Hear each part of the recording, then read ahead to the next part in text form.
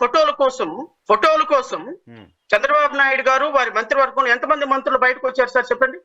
ఎంతమంది ఎమ్మెల్యేలు బయటకు వచ్చారు సార్? 164 మంది ఎమ్మెల్యేలు ఎంతమంది బయటకు వచ్చారండి? ఇప్పుడు విజయవాడలో ఉన్న 3.5 లక్షల మంది ప్రజలు వీళ్ళందరూ వాళ్ళందరూ ప్రమాదంలో ఉంటే ఎంతమంది మంత్రులు వాళ్ళని ఆదుకోవడానికి వచ్చారు? ఎంతమంది ఎమ్మెల్యేలు వాళ్ళని ఆదుకోవడానికి వచ్చారు? సాక్షాత్తు ఉప ముఖ్యమంత్రి, ఈ మాట నేను అనకూడదు, ఉప ముఖ్యమంత్రి సినిమాలో డైలాగులు అద్భుతంగా చెప్పేటువంటి ఉప ముఖ్యమంత్రి గారు ఎక్కడున్నారు సార్? ఆయన బర్త్డే కదా నిన్న పిఠాపురంలో ఉన్నట్టున్నారు. పిఠాపురంలో విజయోత్సవ ర్యాలీలు చేసుకుంటున్నారు పవన్ కళ్యాణ్. విజయోత్సవ ర్యాలీలు ఏమండి? అసలు విజయవాడ మొత్తం మునిగిపోయి ప్రకాశం బ్యారేజ్ ఎప్పుడు కూలుతుందో తెలియక పొద్దున లెగిస్తే ప్రాణాలు బిక్కు పట్టుకొని లక్షల మంది ప్రజలు ఇక్కడ ప్రాణాలు అరిచేతులు పెట్టుకొని ఉంటే మీకు నిన్న మీ బర్త్డే సెలబ్రేషన్స్ మీ పిఠాపురంలో విజయోత్సవ ర్యాలీలు చేసుకోవడానికి బర్త్డే సెలబ్రేషన్స్ అవసరమా? కనీసం విపత్తుకు సంబంధించినటువంటి కన్సర్న్ మినిస్టర్ మీరు ఫారెస్ట్ డిపార్ట్మెంట్ మీరు, ఎన్విరాన్మెంటల్ మినిస్టర్ మీరు, ఎన్విరాన్మెంటల్ మినిస్టర్ మీరే కదా, ఫారెస్ట్ మినిస్టర్ మీరే కదా, పంచాయతీరాజ్ మినిస్టర్ మీరే కదా. మీరు above the all you are the deputy chief minister. Above the all you are the deputy chief minister of the state. And మీకు అసలు కనీసం పరిజ్ఞానం లేదు, కనీసం విఘ్నత లేదు, ప్రజల పట్ల కన్సర్న్ లేదు. మీరు వెళ్ళిపోయి మీ విజయోత్సవ ర్యాలీలో మీరు ఉంటే నిన్న పరిస్థితి ఏంటి? ఇక్కడ ప్రజల పరిస్థితి ఏంటి? కనీసం ఒక ఉప ముఖ్యమంత్రిగా వచ్చి ఈవెన్ చంద్రబాబు నాయుడు గారైనా కనీసం ఫోటోలకు పోజులు అయిన ఇచ్చి వెళ్ళిపోయినారు సార్. నారా లోకేష్ ఫోటోలకు పోజులు ఇచ్చి వెళ్ళిపోయినారు. కనీసం ఈయన వాళ్ళకెళ్ళి కూడా తిరిగి చూడలేదు. ఈ విధంగా ఒక అధికార ప్రభుత్వం వచ్చి 3 నెలలు కాకముందే ప్రజల పట్ల ఈ విధంగా ఎవర్షన్ ఉంటే వీళ్ళకి చెప్పే మాటలు ఏంటి సార్? చెప్పే మాటలేంటి? చేసే పనులేంటి? ప్రభుత్వంలో మేము లేము కదా, మేము వెళ్ళి పరిపాలించడానికి. మేము నిన్న ఫ్లడ్ మేనేజ్మెంట్ లో మా కొలీగ్ చిక్కుకుంటే ఫ్యామిలీ మొత్తం 2 రోజుల నుంచి వాళ్ళు ఫుడ్ అన్న ఇవ్వండి, కళ్ళు తిరుగుతున్నాయి, పడిపోతున్నామని అంటే మేము అట్లీస్ట్ మా ఫ్రెండ్ ఫ్యామిలీకి ఫుడ్ ఇవ్వడానికి మేము we tried our level best. ఎందుకంటే మేము వెళ్ళి అక్కడికి వెళ్ళి చేయడానికి they are not allowing, common man allow చేయనీయటంలా. వీళ్ళు ఎవరైతే ఆథరైజేషన్ ఇచ్చారో వాళ్ళని తప్ప ఇంకెవరిని బియాండ్ 1 పాయింట్ ఎలో చేయనీయటంలా. సో ఎలో చేయలేనప్పుడు మేము చేయడానికి కూడా మా చేతులు ఏం లేదు. Nothing there in my hand. అరే you are deputy chief minister. మీరు డిప్యూటీ చీఫ్ మినిస్టర్ అయ్యుండి మీరు కనీసం ప్రజలకి ఏమైందో చూద్దామని వాళ్ళ కోసం ప్రయత్నం చేయని మీకు అసలు బాధ్యత ఉందా? సినిమా డైలాగులు చెప్పుకుంటూ సినిమాల్లో నటించే వాళ్ళని మంత్రులను ఉప ముఖ్యమంత్రులు చేస్తే రాష్ట్రం ఇట్టానికి కర్మగాలిపోతుంది. నేను ఇంకొక మాట చెప్తాను నరసింహరావు గారు, ఒక మాట చెప్తాను. హానరబుల్ డిప్యూటీ చీఫ్ మినిస్టర్ ఇంతకు ముందు ఇదే సిచ్యువేషన్ వచ్చినప్పుడు ఏం చెప్పాడని మీకు ఒకసారి వీడియో చూపిస్తా. ఎందుకంటే మనుషులు ప్రజలకు కూడా అర్థం కావాలి. ఎలక్షన్ కాకముందు ఎలా ఉన్నారు, ఎలక్షన్ అయిన తర్వాత ఎలా ఉన్నారు, పదవి రాకముందు ఎలా ఉన్నారు, పదవి వచ్చిన తర్వాత ఎలా ఉన్నారు, పదవి రాకముందు ప్రజల పట్ల ప్రేమ ఏంటి, పదవి వచ్చిన తర్వాత ప్రజల పట్ల ప్రేమ ఏంటి. ఇప్పుడు ఒక ఆడపిల్లల మిస్సింగ్ కేసుకు సంబంధించి గొంతు చించుకొని రంకెలేసిన పవన్ కళ్యాణ్ గుడ్లవెల్లేరు సంఘటన మీద స్పందించారు కనీసం?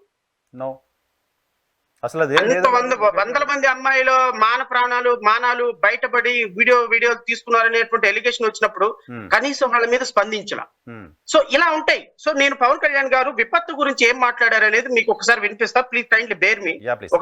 ఒక 1 మినిట్ అయినా కూడా బేర్, ప్రజలకు వాస్తవాలు తెలియాలి. అలాగే జలవనరుల నిర్వహణ గురించి మనం చూస్తే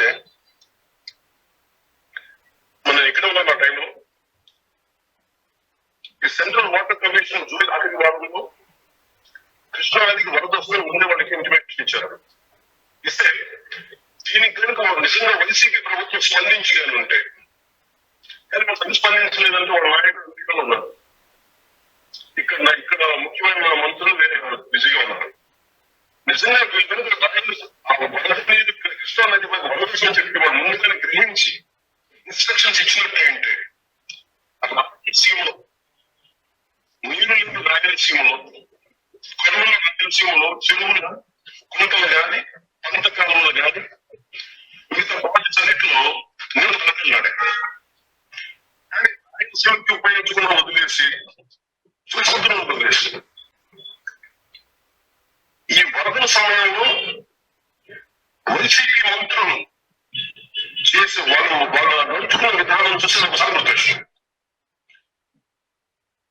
కొబ్బరి చెట్టు మీద ఎందుకంటే దూడ గెట్టు కోసం సచివాలయం వదిలేసి మాజీ ముఖ్యమంత్రి ఇంటి చుట్టూ వైసీపీ మంత్రులు ఇంత ఎప్పుడు ఎక్కడ తిరుగుతున్నారు సార్ మన ఉప ముఖ్యమంత్రి గారు? కొబ్బరి చెట్టు ఎందుకు ఎక్కామంటే దూడ గడ్డి కోసం అన్నారంట. మరి మీరే చెట్టు ఎక్కారండి? మీరే చెట్టు ఎక్కారు? మీరు తాడి చెట్టు కింద కూర్చొని పాలు తాగటం లేదా? మీరు తాడి చెట్టు కింద కూర్చొని పాలు తాగుతుంది ఎవరు? మీరే. ఇంత విపత్తు జరిగితే మంగళగిరి మా విజయవాడ మొత్తం మునిగిపోతుందని విదేశాల్లో ఉన్నటువంటి వాళ్ళందరూ కూడా వాళ్ళ సొంత వాళ్ళకి ఫోన్ చేసి ఎలా ఉన్నారు ఏంటి అని 1కి 100 సార్లు ఎంక్వైరీ చేసుకుంటా ఉన్నారు. అవును, మీరు విజయవాడలో ఉన్నారు కదా, నాకు ఒక 100 కాల్స్ వచ్చినాయి. శ్రావణ్ గారు ఎలాగున్నారు, మీరు ఎలాగున్నారు, మునిగిపోయిందా, విజయవాడ పరిస్థితి బాగాలేదు కదా అని. ఇలాగా ఎక్కడెక్కడో ఇతర దేశాల వాళ్ళు, ఇతర రాష్ట్రాల వాళ్ళు, వాళ్ళు ఫోన్లు చేసి విజయవాడ వాళ్ళని పరామర్శిస్తుంటే ఈ రాష్ట్రానికి చెందిన ఉప ముఖ్యమంత్రి ఎక్కడెక్కి కూర్చున్నాడు? తాడి చెట్టు ఎక్కి కూర్చున్నాడు. ఎవరన్నా అడిగితే ఏం చెప్తున్నారు? దూడ గడ్డి కోసం ఎక్కారని ఒక మాట, తాడి చెట్టు దిగితే పాలు తాగుతున్నాను ఇంకో మాట చెప్తున్నారు. ఇది వైసీపీ మంత్రులు ఏం చేస్తున్నారు? మరి మీ మంత్రులు ఏం చేస్తున్నారా? గాడిదలు కాస్తున్నారా మీ మంత్రులు? ఎంతమంది మంత్రులు వచ్చారు చూపించండి. 1-2 వీడియోలు తీసుకుంటున్నారు సార్, వీడియోలోకి వస్తున్నారు. ఆ వీడియోల్లో 4 నీళ్లలో, మోకాళ్ళ లోతు నీళ్లలోనో లేకపోతే నడుము లోతు నీళ్లలోనో దిగుతున్నారు. 4 వీడియోలు తీసుకుంటున్నారు. ఇంకంతే గాయం. ఒక కలెక్టర్ గాని, ఒక అధికారి గాని, ఒక మంత్రి గాని, ఒక ఎమ్మెల్యే గాని సిన్సియర్ గా, సీరియస్ గా ఎఫర్ట్ పెట్టి వాళ్ళని రక్షించే ప్రయత్నం చేయాలి. ఒక 100 మందిలో 200 మందిలో హోటల్ యజమానులు పిలిచారు. మీరు ఇదిగో వీళ్ళకి ఒక 1000 మందికి భోజనాలు ఉంటే, వీళ్ళకి ఒక 1000 మంది భోజనాలు ఉంటే, వీళ్ళకి ఒక 10,000 మందికి భోజనాలు ఉండాలని హుకుం జారీ చేశారు. వాళ్ళు మళ్ళీ హోటల్లో ఎక్కడ భోజనాలు ఉండకపోతే వాళ్ళ మీద కేసులు బుక్ చేస్తారు. హుకుం జారీ చేసి వెళ్ళిపోయినారు. ఇంకంతే. భోజనాలు ఎవరు ఇస్తున్నారు? భోజనాలు ఇచ్చేవాళ్ళు ఎవరు? ఒక ముఖ్యమంత్రి ఒక పడవేసుకుని తిరిగిపోతే బయటకు వచ్చేస్తారా?